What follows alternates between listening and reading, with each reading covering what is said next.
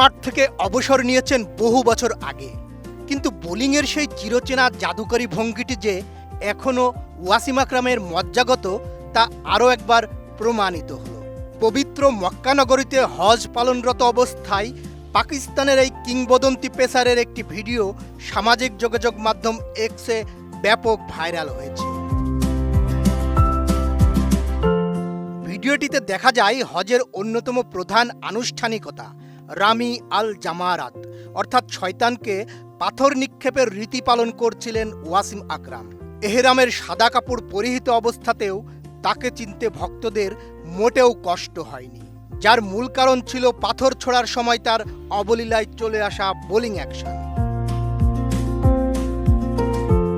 পাথরটি নিক্ষেপ করার ঠিক পূর্ব মুহূর্তে ওয়াসিম আকরামের শরীরের নড়াচড়া, বোলিংয়ে হাতের ব্যবহার এবং কবজির চিরচেনা মোচড় হুবহু তার সেই আন্তর্জাতিক ক্রিকেট ক্যারিয়ারের ভয়ঙ্কর সব ডেলিভারির কথা মনে করিয়ে দেয়, যা একসময় বিশ্বের বাঘা বাঘা ব্যাটারদের কাঁপিয়ে দিত।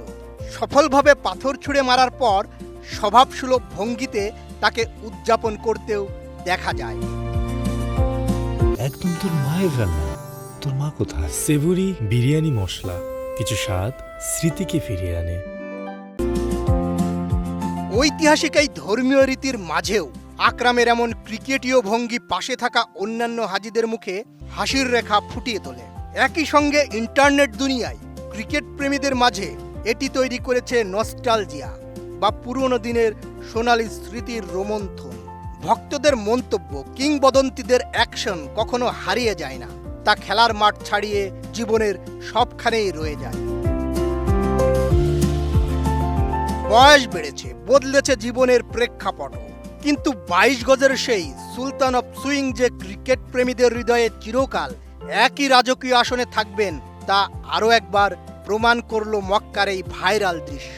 সময়ের পরিক্রমায় ওয়াসিম আকরামের হাত থেকে বল হয়তো উঠে গেছে, কিন্তু তার ভেতরের সেই ক্রিকেটার সত্তাটি যে আজও কতটা জীবন্ত, এই পবিত্র মুহূর্তটি যেন তারই এক অনন্য স্মারক হয়ে রইল।